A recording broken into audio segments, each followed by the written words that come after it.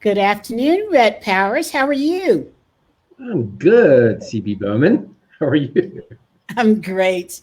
So, we're going to try this again. This is really exciting. First of all, welcome to Challenges of the C Suite. I'm super excited to have you back again. Well, hey, it's good to be back again, and that I'm honored that you'd have me back. Of course, you have become my mentor to success. Oh, give me a break. Oh, I love watching you blush. Oh, that's funny. Hey, Rhett, we had some feedback from the first edition that we did, which was just basically a teaser. And so there were things that you spoke about that I think are critical for entrepreneurs to confront and to manage through. So, Mhm. talking about the challenges of the C suite, we want to talk about the real stuff, not the panacea that everybody makes Yeah. entrepreneurship to be. And one of the things that you mentioned very wisely is knowing when to have grit. What is grit? Well, I think that's a little probably means a little different something different to every person. I know for me, it's I didn't really understand grit until I had a company and my first company, and Uh, we had a 636-page business plan, and that got thrown out the window on or actually not even day one or day two. It happened like in the second hour that we were owners of the company. Um, and it's that determination not to Wait, quit. why did you have it thrown out the window? Well, disaster after disaster. Uh, so we walked in. I was very proud. I think we had a beer that first afternoon to sort of christen our new venture. A couple hours later, in the middle of the night, the pipes burst in the office and flooded out two other adjoining businesses. So dealing with insurance and angry warehouse owners who had lost inventory and their ability to do their business did not make us look favorably by our neighbors. Uh, and then the second or third day, I went into our biggest customer, and I didn't even cross the threshold of the business or the door, and he said, "You're that new guy," and he just started yelling at me and laying into me about my prices, and like they're not even my prices. I don't know what you're talking about. Um, and so uh, just everything seemed to go out the window the minute we got the keys to the business, and everything seemed to go wrong. Just like getting that warranty that expires, and then your washing machine crashes or your water heater bursts the next day, right? It was kind of like that, right? Um, I had in the first week we were trying to hire some delivery drivers. I literally went through 9 people that didn't show up the next day after we hired them. I'd hire one, they wouldn't show up. I'd have to go make the deliveries.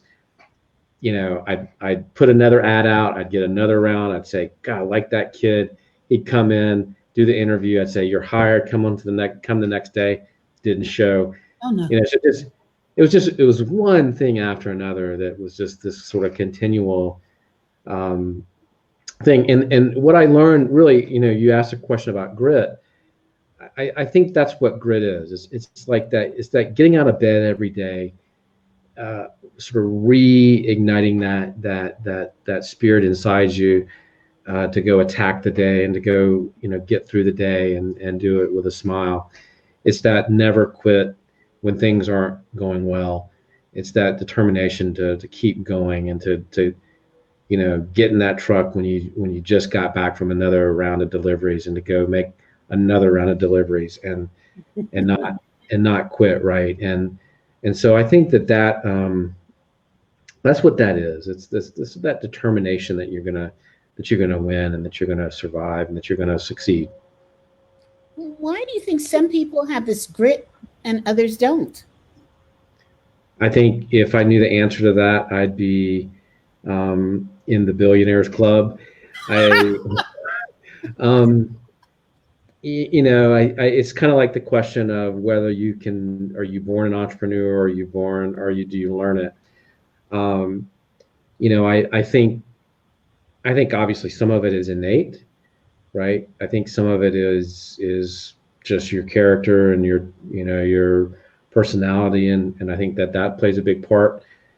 I know that my parents instilled in me this sort of work ethic and determination not to quit. I had coaches that drilled into me, quitters never win, and no, winners never quit and quitters never win. So I think, just that sort of way I was brought up, and that I was an athlete, and so there's that competitive nature that I think helps, and understanding that you got to put in the hours and the work in order when you get on the field, you're ready to play. And I think that's all part of it. It's maybe some of it is confidence. Maybe you're on the right path, and you're in the right place, and you're where you're supposed to be, and that gives you the confidence to get through some of the tough stuff. I think the people that give up probably deep down inside know that they're not in the right space, they're not in the right business, they're not in the right thing, and so it's easy to just sort of throw in the towel. But it doesn't mean that when they find that right thing that they don't have that same determination and grit to carry on, right, and to do.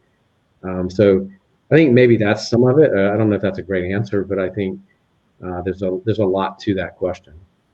Do you think grit can be learned, or can you be coached to have grit, or is it just something you're born I think with? so. I think going back to what I was talking about, I think that some of it's confidence, right? When you know your stuff, and you know your subject matter, you know your business, and it's a matter of time before you get that break.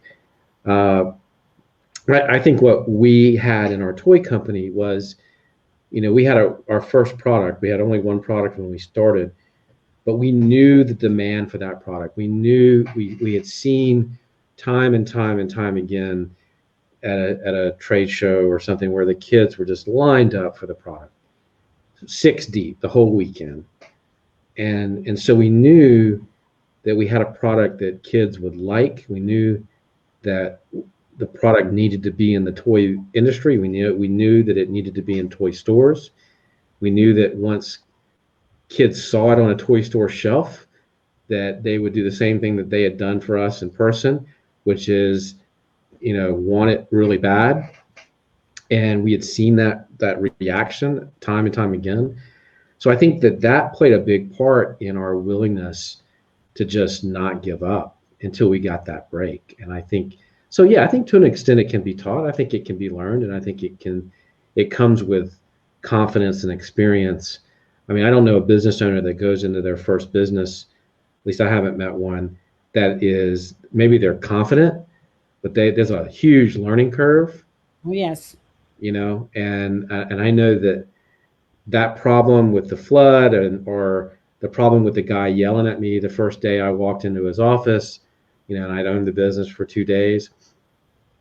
By year 2, it's like, that's not a big deal. That's fixable. Like that, year 3 and 4 and 5, not even a second thought, like no stress at all.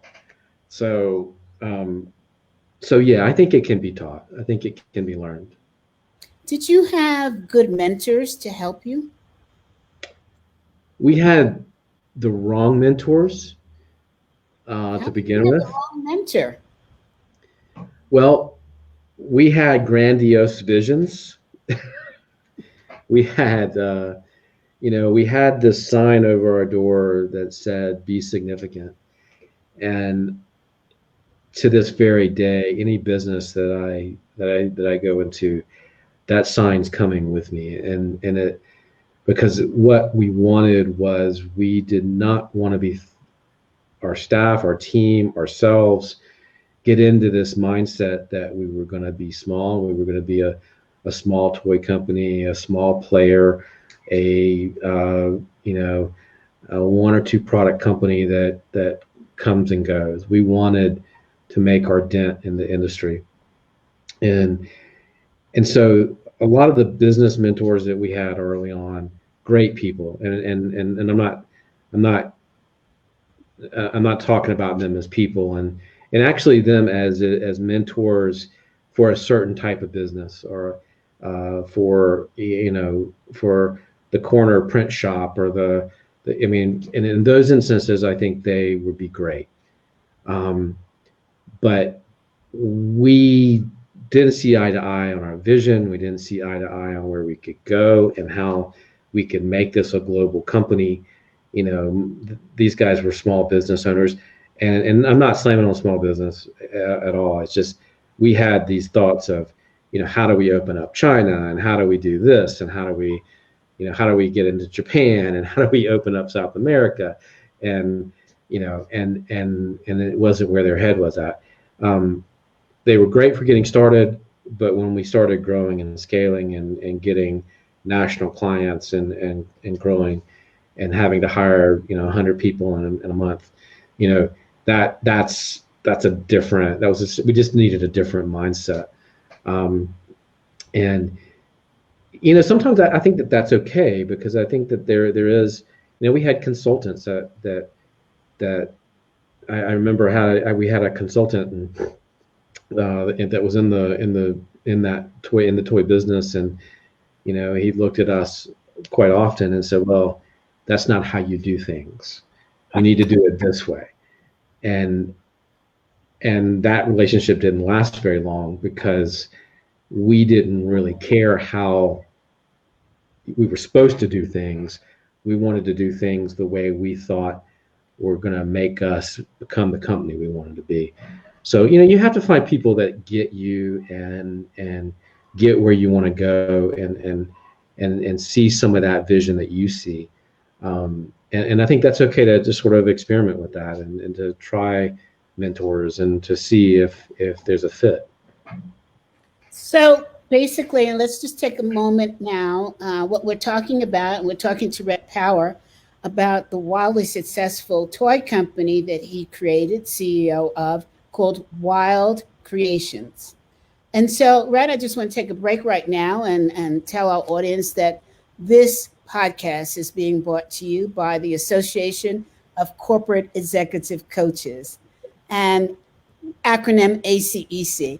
And it's a special association of corporate executive coaches that embraces and supports master level corporate executive coaches in being enterprise-wide business partners. Let's go back to Rhett now. Rhett, maybe I would interrupt and say, if you'd have been around in my business, I wouldn't have had to have mentors that didn't get us. I love that. Thank you. And we didn't even pay you for that endorsement. It's a fact. It's true.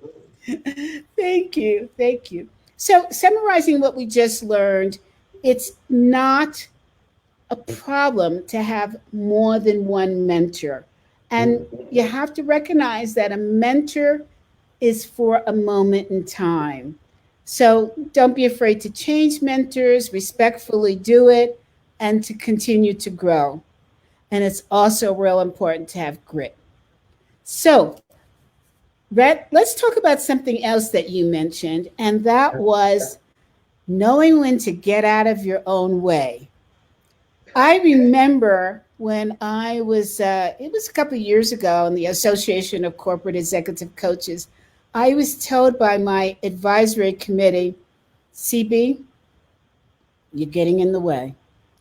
And I was so upset because this was my baby. And I thought, how is it that they don't want me anymore? And I really acted out like a stubborn child. And I said, you know what? I'm not going to help them. They're just going to fall on the sword.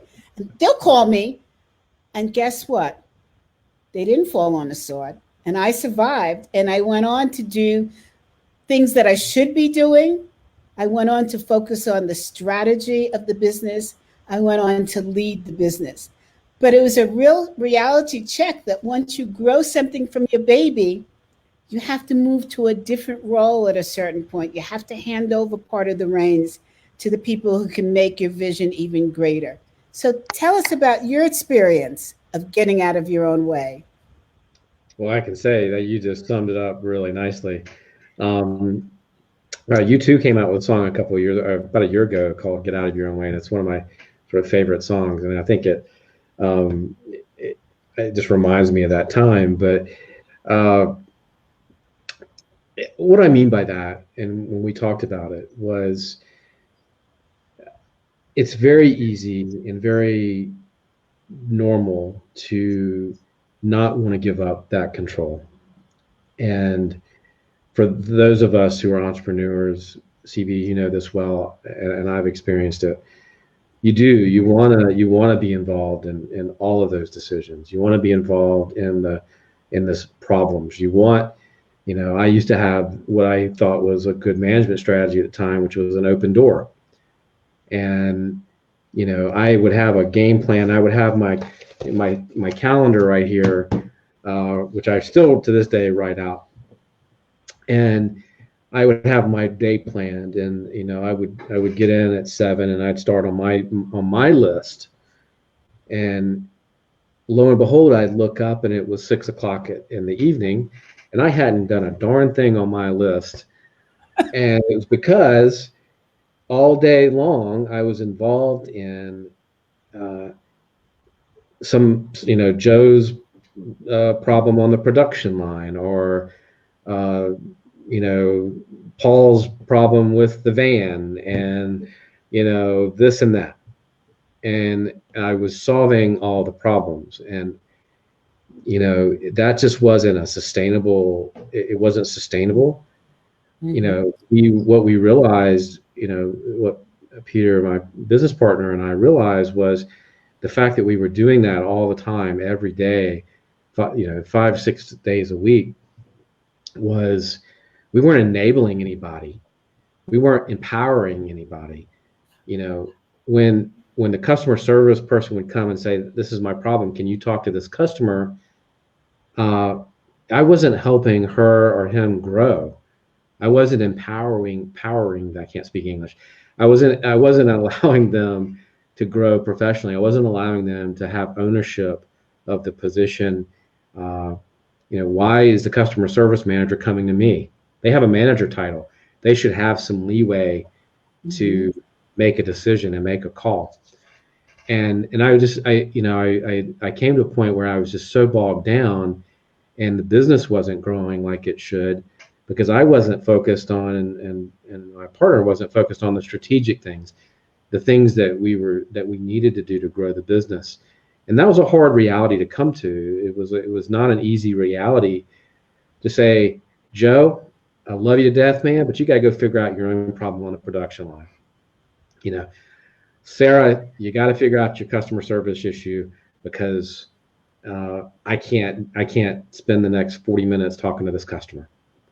Could I solve the problem? Yeah, I could solve the problem, but I don't need to solve the problem."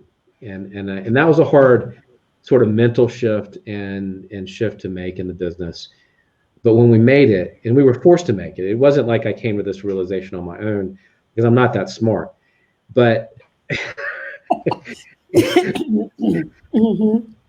or that self-aware. But we were forced to do it because we grew so fast, and it people had to start figuring stuff out on their own, and it just sort of happened. And we had people that had been there long enough that we said, "Look, guys, you guys take control of this, and if you have something massive, if the water main breaks again, yeah, I probably need to be involved in that.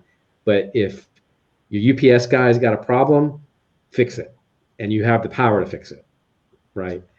And so I can pay attention to the top lines. I can pay attention to the P&Ls. I can make the strategic relationships, because at that time I needed to be camped out at Toys R Us in New Jersey, and so there and down in Arkansas and in Hong Kong. So I didn't have time anymore to be involved in that little in the stuff. So I think that that's what I mean by get out of your own way. And the sooner you can do that, the sooner you empower your people to make decisions and to, you have to have parameters and rules and such, but, give them that leeway. And then I think what you see in the business is that transformation that happens when people have ownership and they know that you're going to support their decisions in their calls, whether they're right or wrong sometimes.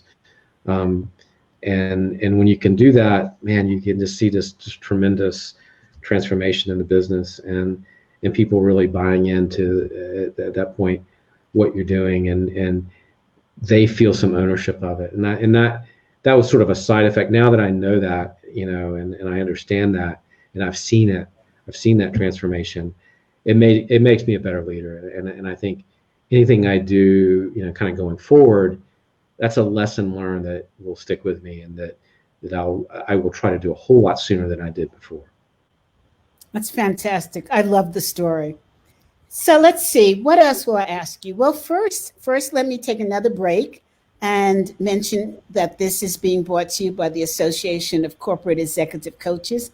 And our focus is on master level corporate executive coaches becoming business-wide, enterprise-wide business partners.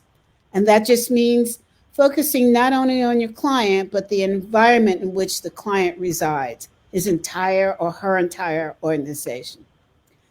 Red, one of the other powerful things that you talked about was knowing when to stop and knowing when to go forward. It reminds me of that old, I think it's a Kenny Rogers song, Knowing When to Fold.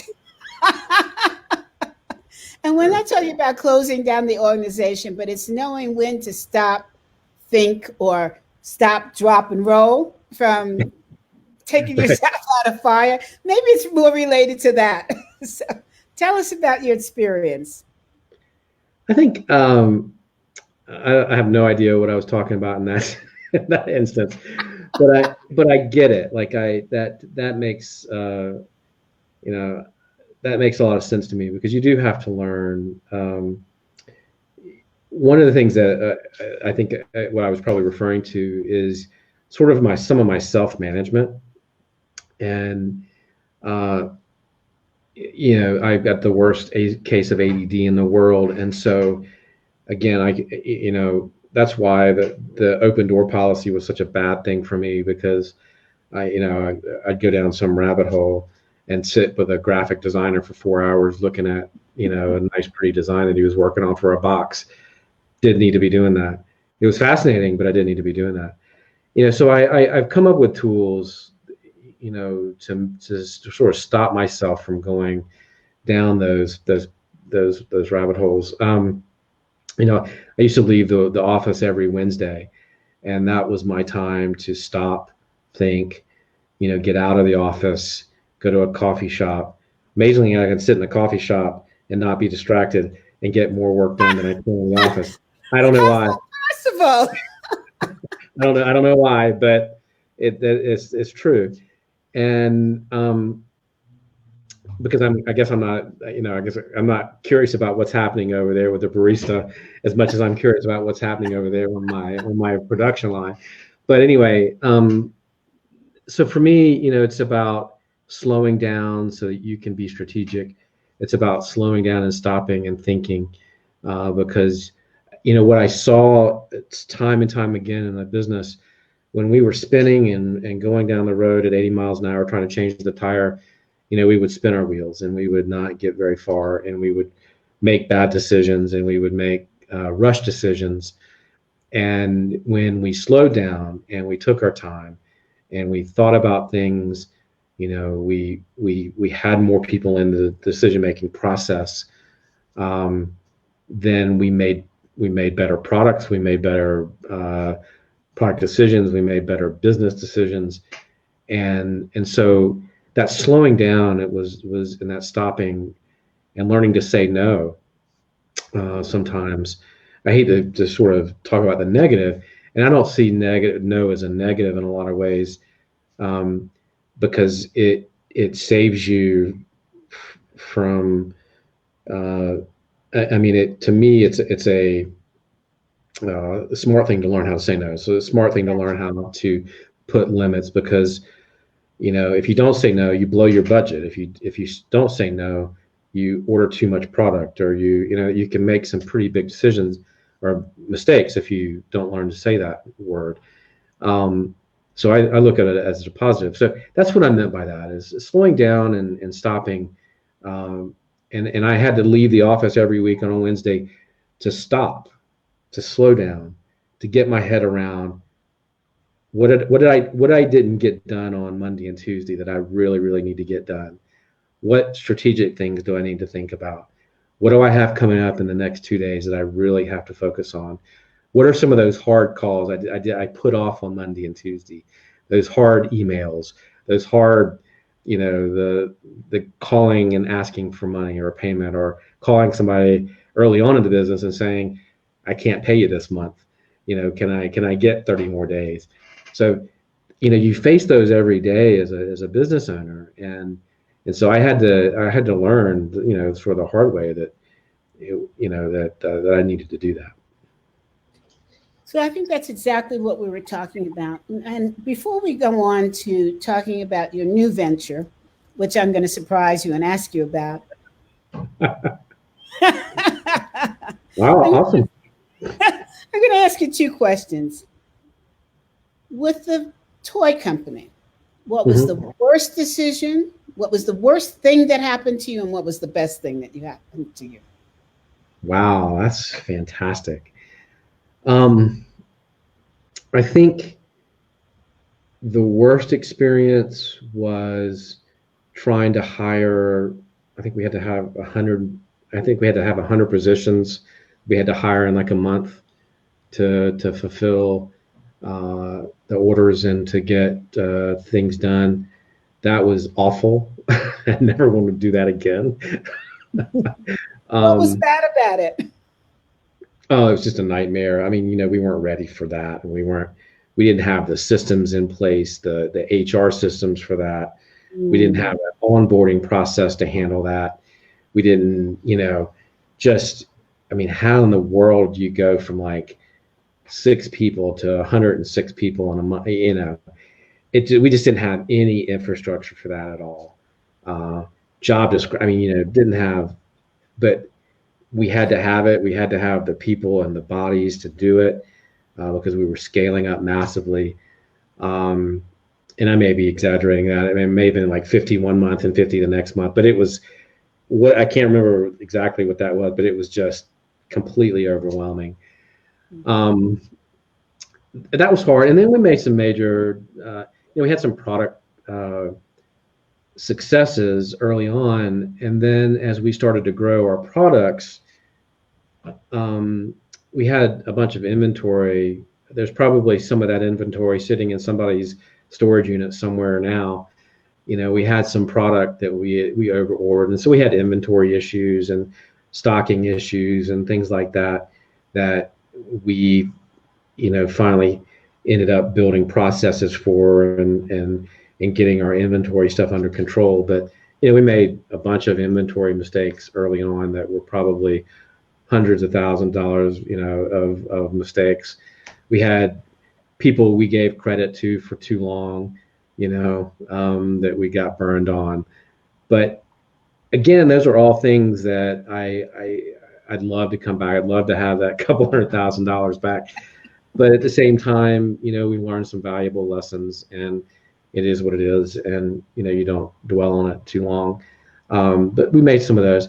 The best moment was that first product that when we bought the company, is the product we fell in love with. That became one of the toys of the year. And sitting up. What was it?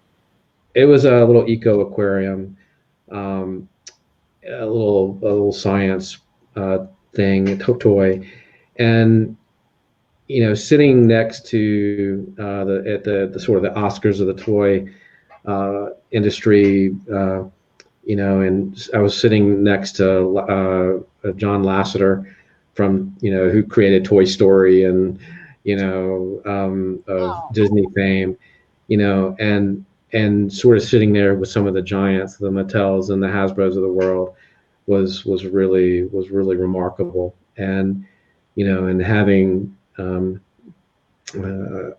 our product be there and be in that in that sort of space. So that was exciting. That was a very, very memorable moment. But there were a lot of them. There were a lot of, you know, lunches with the staff. We did potlucks every month. You know, I mean, there were a lot of great moments early on, and that I'll always remember. You know, and not just the big victories, the press, you know, the sales victories, but those moments where you grew. You know, I remember the title of our Pete and my business partners and I's first book, which is called 1 Million Frogs. That came out of our one of our early meetings with our team, and said, you know, we want to sell. We wrote on the whiteboard, we're going to sell 1 million frogs, which was the aquarium was a science thing, and so that was our goal. That was our only goal. And whatever we had to do that. You know, we blew that out of the water. I mean, we sold millions and millions of them. But that was our goal, and it was something that everybody could get their head around. Although they laughed me out of the room when I wrote it up on the whiteboard, it's in my mind, it crystallized what we were going to try to do. And so you just remember some of those kind of growth moments, right? And some of those sort of not the big sales moments, not the big check, you know, from Toys R Us.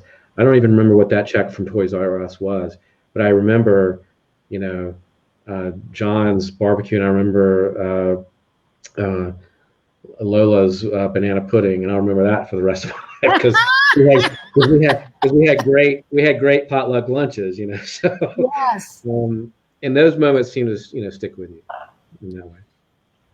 Yeah. Okay. I get it. I understand. It's the moments that touched your heart.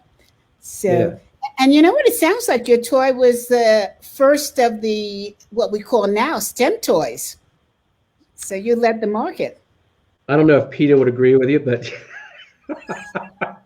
probably yes. I think, you know, we were a science and nature toy company. We had a remote control snake, which is our next product, and we had a remote control bird, and we had some really fun products. So. And so, Rhett, now you're on to Courageous Leadership. Yes. And I think that's just such a wonderful name, and it is so important that our leaders have courage now, because they're facing so much and so fast than ever before. So talk to us about, what are you doing in that space? Can you reveal? Well, I can't reveal, but I will say this. The website's going to be launched here pretty soon. But the real essence of and what we want to try to accomplish is, you know, a lot of companies right now are struggling with the transition, with the pandemic, with the racial injustice and the issues that we're dealing with there. And what we want to accomplish at Courageous Leadership is, you know, we want to take you back to that day one. And I talked about it earlier in the interview, where I remember the day that we got the keys to the business. And I remember that feeling. I also remember the feeling in year 10, when we have policies and procedures for everything. We have, you know, rules and regulations, and we have a culture that we have our culture already. You know, there's a culture around the company. And what we want leaders to be able to do is go back to that day one. Because in that day one, the sky's the limit. And you don't have any rules and regulations. You don't have a way we do things. There is nothing but the product or the service, and how am I going to get that product or service to the customer? And you're willing to think about any way, anyhow, you know, and there's an excitement and there's an energy around how I'm going to do that. And that's when you're most courageous, right? When you're in that day one mentality, you don't have any preconceived notions, or you don't have any, I don't want to say you don't have any rules. You have your morals and your ethics, and you have your what's right and wrong. But other than that, everything's on the table. Mm-hmm. And I think that that's really the essence of what we want to do at Courageous Leadership, is get companies back in that mindset of day one, and thinking like a day one company. No, I often wonder what stops a company from being courageous. I always said when I started the Association of Corporate Executive Coaches, people said to me, "Stop changing so much. We can't process it. We can't keep up. Why do you do this? What's your MO for this?" And I've developed this phrase that I say to people: "Look, in order to play in my space, you have to learn how to jump first and then figure out where you're going to land. And then don't be afraid to change the landing pad." And they suddenly, I see those that get it, I see this grin come over their face. And I say, we are not like other associations. We want to be able to turn on the dime, because guess what? Life and coaching turns on a dime. So that's going to be our motto. Let's just go for it and jump. And we have done such incredible pivoting. We've grown so much. We've learned. I say to people, I don't own this association. You own it. So make it what you want it to be, believe. Yeah. And it has been wonderful. It's been a wonderful journey. So I'm really looking forward to your Courageous Leadership Program. I think that the organizations that started 10, 20 years ago, 30 years ago, even Google, Lyft, Uber, all those organizations were so disruptive that they created an incredible journey for employees that was so positive. Yeah. So inviting. It was like, it reminds me of the days when I went to the New School. And we're at the New School, we learned that the answer is only the beginning of the question. And these organizations, it simplifies that, right? And it's an interesting correlation. As the CEO gets older, the organization moves into the classic model of your father's or mother's corporation. And that's not what got them there, not at all. So they have to learn how to go back and be courageous and step out of the mainstream and be successful. So yeah, right. Nobody starts out. You don't start your company by sort of. I mean, everybody starts out with this courageous sort of goal, right? This courageous action. It takes guts to start a company. It takes guts to make that leap, And you're absolutely right, like that. But what happens to us? What happens to us along the way is what kills us, right? Yeah. It's not. It's that early attitude is what makes us sort of grow and I mean, so if we can all get back to that early space, I mean, that's where you got to work from. That's where you operate from. That's where you grow. I think it's people, leaders get scared to go back because we remember the struggle. We remember the pain. I remember when I had the idea of opening ACEC, and I thought, this is naive. I called a company, an organization that was an association in another part of the world, I won't say where, and I talked to this woman. I said, "Oh, I'm excited. I came up with this idea, and this is what I want to do." And it was a competitor. And I thought, well, we'll all play nice together. She's in another part of the world. And this was Coach. And I will never forget, she said to me, "This won't work.